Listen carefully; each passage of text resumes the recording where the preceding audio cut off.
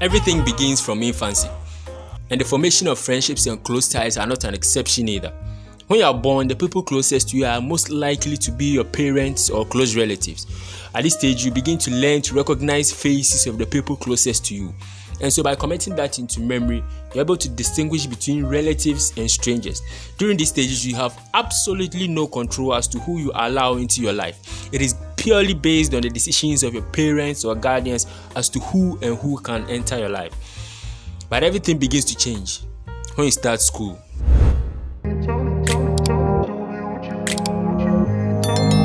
For most children of today, this is the first place or environment that you begin to socialize outside your matrimonial home. At school, everyone is a stranger to you, and so it is up to you to decide as to who you acquaint yourself with, right? At this stage, you don't really put in much effort in selecting friends. Most of the time, your play buddies are the ones who are going to be your friends eventually. If your parents are also religious, they might take you to their places of worship, and so it is only natural that you get some friends there also. These are the initial stages or the first set of friends that you have. Now, it is an established fact that friends have influence, and so there is no doubt that you may consciously or unconsciously begin to mimic some of the behaviors that you see your friends doing, regardless of the fact that it is good or bad. You begin to learn by observations and reactions to certain situations. So the circle of friends that an individual has play a major role in the upbringing and mindsets of that individual. And this is a two-edged sword, right? Now, this is a two-part video, right? In this first episode, I will be treating the negative impact of bad friendships per my findings and personal exposures. And in the second video, we'll be looking at the positive aspects or the benefits you derive from having good friendship circles around. Betrayal is a violation of a presumptive contract, trust, or confidence, which poses a moral and psychological conflict among individuals. You see, when you happen to find yourself in bad friendship circles, they betray your trust, they become disloyal to you, they reveal secrets or information about you to other people which you might have not wished they had. One of the worst feelings to ever go through or experience is the feeling of being betrayed by the very people you cherish and trust the most. Dwayne Ricardo, who was an American rapper and a songwriter, professionally known as Triple X Tentacion, may so rest in perfect peace. When he was alive, he made a testimonial quoting that the saddest thing about betrayal is that it never comes from enemies.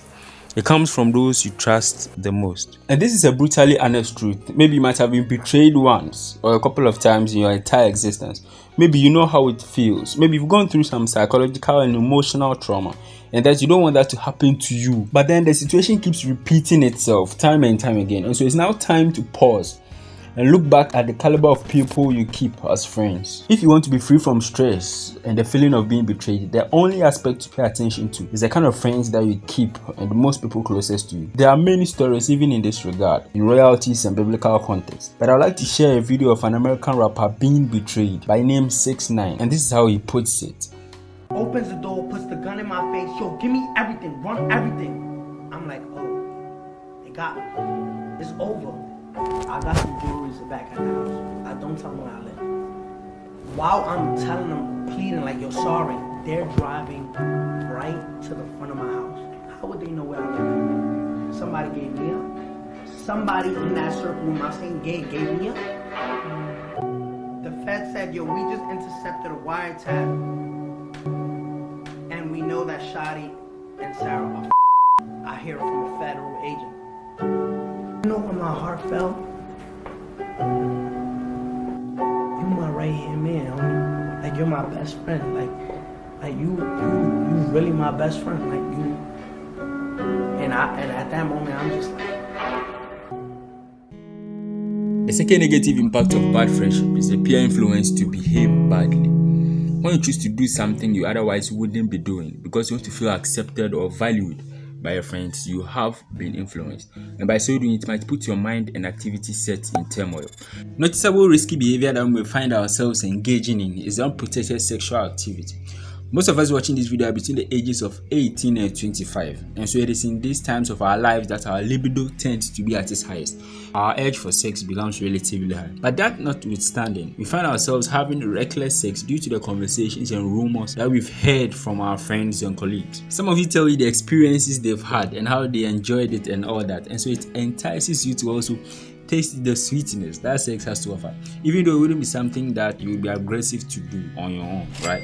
Not to mention the STIs, stigma, and emotional trauma associated with having reckless sex. A whole video will be dedicated just for this purpose, to throw more light on it. Now, you would observe that smoking and drinking is also increasingly dominating among the youth. Peer negative influence is a contributing factor as long as these discussions are concerned. A recent study randomly selecting 10,924 individuals from 120 countries was conducted, and out of that number, nearly 33% consume tobacco and 28.5% smoke cigarettes, 80.7% drink, and 44% binge on alcohol. And as you can see, these numbers are very, very alarming. And if you find yourself in these brackets, it's most likely to be as a result of the kind of company you keep. And as you may know, drinking and smoking has its own downsides. I'm talking health-wise, and it can affect your productivity also. And so briefly, these are some of the negative impacts that bad friendship circles can have on you. And as I said, this is a 2-part video, right? And so the link to the part 2 of this series will be in the description. And so do well to check it out. My name is Ben Adoti, and as I always say, life is good, but it can be better for yourself and your relationship also. And that is why we are all here. And I'll see you in the next video. Peace.